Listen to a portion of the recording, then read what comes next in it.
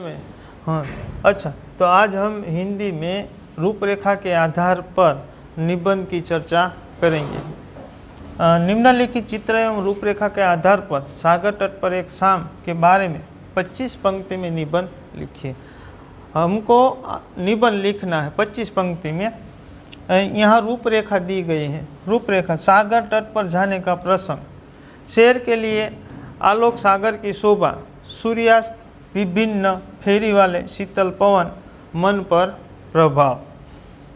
निबंध का टाइटल है, नाम है सागर तट पर एक शाम। कल कल ध्वनि करती हुई, पैराग्राफ दे के यहाँ लिखने, कल कल करती ध्वनि सागर के दर्शन से मन प्रसन्न हो जाता है।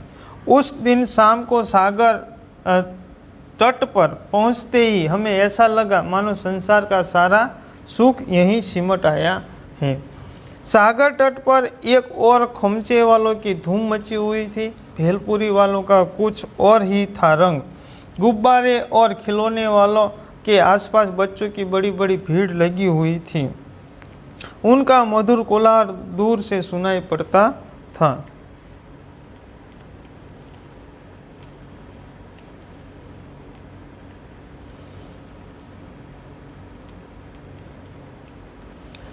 कुछ दूरी पर लोग स्नान कर रहे थे। कुछ स्नान करने के बाद संध्या वंदन कर रहे थे। सागर तट की एक और कोई चित्रकार बैठा था और सागर के आसपास की जो सुंदरता है कागज पर उसको अंकित कर रहा था। तट पर फैली हुई मखमल से मिट्टी में बैठने का निमंत्रण दे रही थी। हम सब उस पर बैठ गए।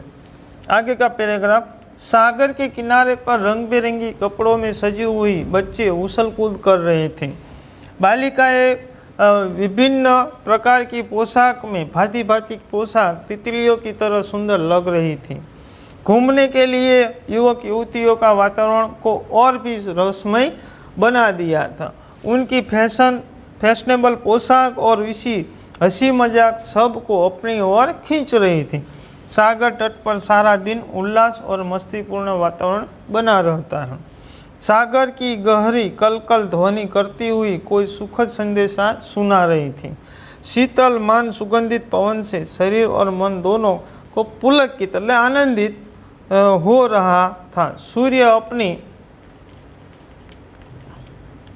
किरणों से मिट चुका था और आकाश में लालिमा गहरी, એટલે કે शाम का सूर्यास्त का सूर्य अस्त हो गया था। ऐसा शाम का वातावरण है। लालिमा का लाल कलर का जो रंग होता हो गहरी। सागर में दूर सरकती हुई नावें कुछ सायन की चित्र जैसी लग रही थी। बड़े मोहक और अद्भुत सुंदर दृश्य था। यहाँ दृश्य जो था ये अद्भुत और सुंदर दृश्य था। तो इस तरह आप अपने शब्दों में, अपने काल्पनिक शब्दों में यहाँ सागर तट पर एक शाम, आप कोई सागर किनारे घूमने गए और वहाँ का जो वातावरण है वो वातावरण आपने देखा, उसको शब्द में अंकित कीजिए।